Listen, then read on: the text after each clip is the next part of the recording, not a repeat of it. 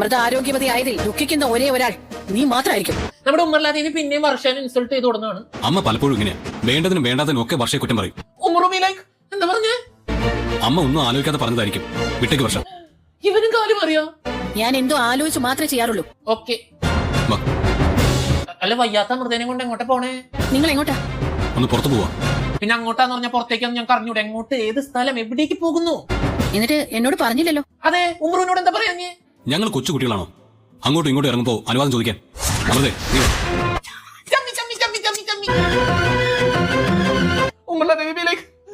എന്റെ മോനെ ധിക്കരിക്കുന്നു. അമൃത നടന്നതിന്റെ പൂജയാണോ? ഞാനും കൂടാ. വേണ്ട ചേച്ചി, കഴിയാറായി. അതൊക്കെ ചെയ്ത് കഴിഞ്ഞപ്പോഴാണ് എന്റെ പൊന്നു വർഷ ഞാനും കൂടി കൂടാന്ന് പറയണേ. ആദ്യം തന്നെ പറയണ്ടേ?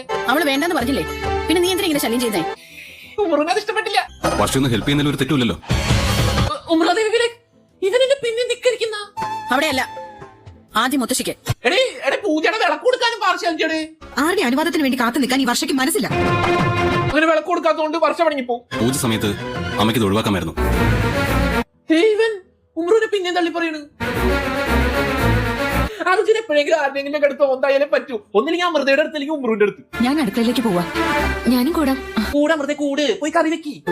ശരി, ആ മധു കൂട്ടിക്കോളൂ. ഉമ്രു സമ്മതിച്ചു. അമൃത അടുക്കള വരുന്നില്ല. അർജുൻ സമ്മതിച്ചില്ല. അർജുൻ, ഞങ്ങൾ കൂടെ ഇല്ലേ? ഉമ്രു നോക്കാന്നേ അടുക്കളയുടെ പരിസരത്തേക്ക് പോവില്ല. ഉമ്രു എന്നിട്ട് അമൃതേനെ നോക്കാന്നത് എങ്ങനെ നോക്കും? ഞങ്ങൾ ഉറപ്പ് തരുന്നു, ഞങ്ങൾ അമൃതയെ സൂക്ഷിച്ചോളാം. അപ്പൊ മിക്കവാറും ഇന്ന് അമൃതയ്ക്ക് അവിടെ എന്തെങ്കിലും പറ്റും. ഉമ്രും അർജുനും അട്ടിയും. വെളിച്ചെണ്ണ തീരാറായല്ലോ. തീരെയില്ല. വെളിച്ചെണ്ണ തീരാറായാ? അയ്യോ, ഞാൻ പോയി സ്റ്റോർ റൂമിൽ എടുത്തോണ്ട് വരാം. എന്നാൽ ഈ സ്റ്റോർ റൂം എന്തിനാ അപ്പുറത്തെ പറമ്പിൽ കൊണ്ട് വെച്ചാണ്? ഈ അടുക്കളയുടെ തൊട്ടടുത്ത് വെച്ചാ പോരെ. ഇങ്ങനെ കറി വെച്ചോണ്ടിരിക്കുന്ന അമൃത അയ്യോ എന്റെ അമ്മച്ചേ എന്ന് പറഞ്ഞ് തലറിഞ്ഞു വീഴും. അമൃതേ, മോളെ, എന്താ എന്താ പറ്റി? ബോധമില്ലാണ്ട് നിലത്ത് കിടക്കണ അവളോടാണോ എന്താ പറ്റിയെന്ന് ചോദിക്കുന്നേ? മോളെ മോളെ കണ്ണു തുറക്കാൻ അമൃതേ. ശരി, ഇത്രേ ഉള്ളൂ. എനിക്കാ ഞാൻ നോക്കിക്കോളാം എന്ന് പറഞ്ഞുകൊണ്ടല്ലേ ഞാൻ സമ്മതിച്ചത്. ഞാൻ പറഞ്ഞില്ലേ ഉമ്രുവും അർജുനും കൂടി വഴക്കാവുന്ന്. ശരിയായില്ലേ? കൊണ്ടുപോയി തള്ളിയിട്ടില്ലേ? തള്ളിട്ടെന്നാ തലറിഞ്ഞു വീണാണ്. വേണ്ട, എനിക്കൊന്നും കേൾക്കണ്ട. ഇവിടെ ശ്രദ്ധിക്കാൻ കഴിയാത്തവർ അത് പറയാൻ പാടില്ലായിരുന്നു. അർജുനും ഉമ്രുവിനും നോക്കി തുടങ്ങി. ഇപ്പൊ അമ്മയും വർഷം ഒരുപോലെ ആയില്ലേ?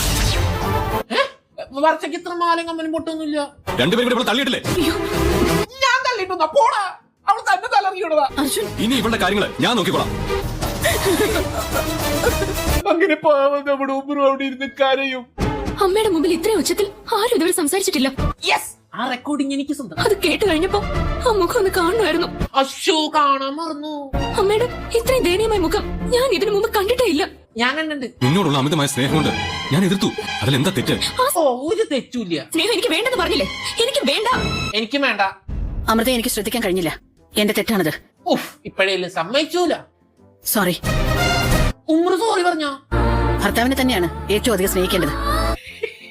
ഈ ഉമ്രുവിന് വെക്കുന്ന അവന് ഭയങ്കര വിലയപ്പോ അവിടെ ചിരിപ്പിക്കണ്ടേ. ഭർത്താവാണ് കൺകണ്ട ദൈവമെന്ന് നീ കേട്ടിട്ടില്ലേ? അപ്പൊ ഭാര്യ ആരാ? പിശാശ. ഈ ഉമ്രുദേവിയുടെ കാതിൽ വന്നിട്ട് പണ്ടത്തെ കാസറ്റിന്റെ നടുക്കിലെ സ്ഥാനം വെച്ചാണ്. അമ്മയും മകനുമായുള്ള പിണക്കമൊക്കെ തീർക്കണം. ഓക്കെ, എല്ലാം ഇയാള് പറയുന്ന പോലെ. എന്റെ ദൈവമേ, ഞാൻ എന്തൊക്കെ കേൾക്കണം. നിങ്ങൾ രണ്ടുപേരും സയാമീസ് ഇരട്ടകളാണല്ലോ. അതെ അതെ, അതേപോലെ തന്നെ പരട്ടകളും. ഞാൻ ഇറങ്ങുന്നു. പോയിട്ട് ബാ മോനെ. എന്റെ മനസ്സില് ഭർത്താവിന്റെ ചെറിയൊരു മണം അടിക്കുന്നുണ്ട്. അത് ചെലപ്പോ കുളിക്കാത്തോണ്ടാവും. കവിത എഴുതാൻ പോവാണോ? ലവ് ലെറ്ററാ? I love you. പോ. റൊമാൻറ്റിക്കാ കാണട്ടെ. അയ്യേ, ഇപ്പഴാ? ഒന്നുമില്ല. അയ്യോ, പേപ്പറായിരുന്നു. ഇതെന്താ എത്ര ഐ ലവ് യു? ഇത് എത്രയാ? 900. അതിലും വലിയ സംഖ്യ ഒന്നും ഇല്ലല്ലോ. ഓ, എന്താണ്? Love you too. I love you 3.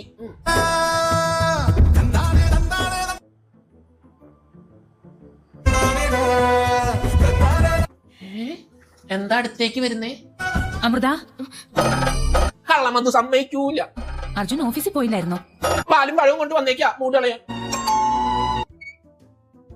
അന്നത്തെ ദിവസം ദേശീയ വീട്ടിലേക്ക് ഒരു അതിഥി വരും. ആരാ? വീട്ടിൽ വരുന്ന അതിഥിയോട് വാതിൽ തടഞ്ഞു നിർത്തിയാണോ ചോദിക്കുന്നത്? ആരാ മധു അവിടെ? എനിക്കറിയില്ല മുത്തശ്ശി, അറിയെങ്കിൽ ഞാൻ പറഞ്ഞു തന്നെ. ഞാൻ ഹോം നേഴ്സ് അമൃത മേഡത്തിനെ പരിചരിക്കാൻ വന്നതാ. അർജുൻ പറഞ്ഞിട്ട് അമൃതേനെ നോക്കാമെന്ന ഹോം നേഴ്സ്. എന്റെ ഭക്ഷണം എനിക്ക് കൃത്യസമയത്തിന് കിട്ടിയിരിക്കണം. രോഗിക്ക് താമസിച്ചാലും എനിക്ക് പ്രശ്നമില്ല. ഈ ഹോം നേഴ്സ് ഒരു ഇല്ലാടി തന്നെ. എന്റെ ആഹാരത്തിന്റെ മെനു ഞാൻ നൽകും. അത് ശരി, മെനു ഒക്കെ ഉണ്ടോ? പറ കേക്കട്ടെ. രാവിലെ 9 മുതൽ 11 വരെ ഞാൻ വിശ്രമത്തിലായിരിക്കും. 9 തൊട്ട് 11 വരെ റെസ്റ്റ്. പിന്നെ ഉച്ചയ്ക്ക് ശേഷം 2 മുതൽ 5 വരെ 8 മണിക്ക് ഞാൻ ഉറങ്ങും. ഇതിന്റെ ഇടയ്ക്ക് പണിയെടുക്കാൻ ചേച്ചിക്ക് സമയം ഉണ്ടാവോ? എന്റെ കൈ തരിച്ചു വരുന്നു. അവക്കിട്ട് ഞാൻ ഒന്ന് കൊടുക്കട്ടെ. മധുവാണ് ഇങ്ങനെ റിയാക്ട് ചെയ്യണേ, എനിക്ക് വയ്യ. അതെന്നെ ആക്ഷേപിക്കുന്നതായിട്ട് കരുതി ഞാൻ ശമ്പളം കൂട്ടി ചോദിക്കുവേ. ചോദിച്ചോ, ഞങ്ങൾ തരില്ല. എന്റെ വിശ്രമ സമയമായി. മിക്കവാറും ഈ ചേച്ചിനെയും കൂടി അമൃത നോക്കേണ്ട വരുന്നത് വന്നിട്ടുണ്ട്.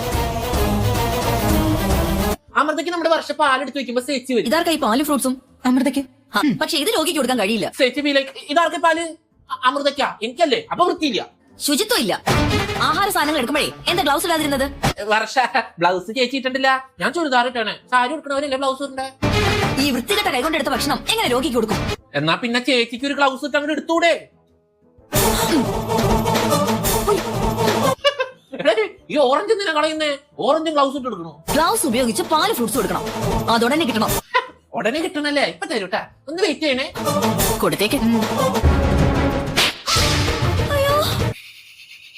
ഈ കാര്യത്തിലെങ്കിലും ഉമറിനും വർഷയും ഒരുമിച്ച് നിന്നൂലോ? എനിക്കത് കണ്ടാ. എന്റെ അനുവാദം കൂടാതെ നിങ്ങൾ എന്തിനാ ഈ മുറി കയറിയത്? വർഷ വെറുതെ സംസാരിക്കുമ്പോ ഈ ചേച്ചി പിന്നെ വരുന്നു.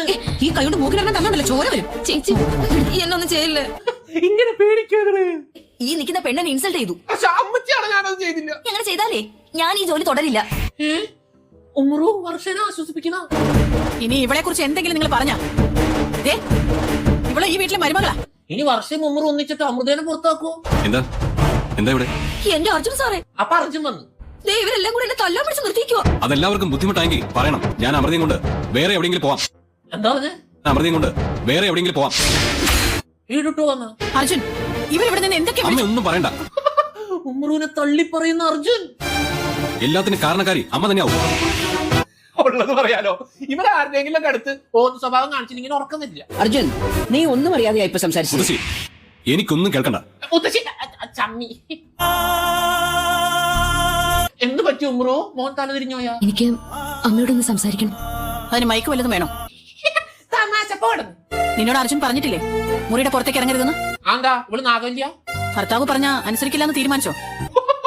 ഭർത്താവിനനുസരിക്കുന്ന ഭാര്യ ആരാ പറയണേ? ഭർത്താവിനെ അനുസരിക്കാത്ത ഒരു മരുമകളെ എനിക്കും വേണ്ട.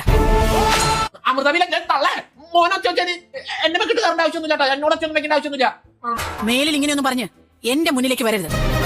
അമൃതവില എനിക്ക് എന്തിന്റെ കേടായിരുന്നു? ആ റൂമിലിരുന്ന് ഓറഞ്ച് നിന്നോണ്ടിരുന്ന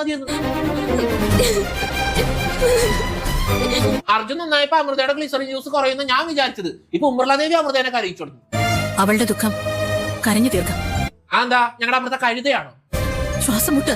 അതെ, ഇൻഹേലർ യൂസ് ആക്കണം കേട്ടോ. അപ്പൊ ശ്വാസം മുട്ടൊന്നും വരില്ല. എല്ലാ ശക്തിയും ചോർന്നു പോവുക. അതും പറഞ്ഞോണ്ട് നമ്മുടെ പാവം ഉമർ നിന്ന് കരയൂ. നീ ഒന്ന് വന്നേ, നിനക്കിപ്പോ റെസ്റ്റാ വേണ്ടത്. ഇല്ല, ഞങ്ങളുടെ ഉമർ ഇങ്ങനെ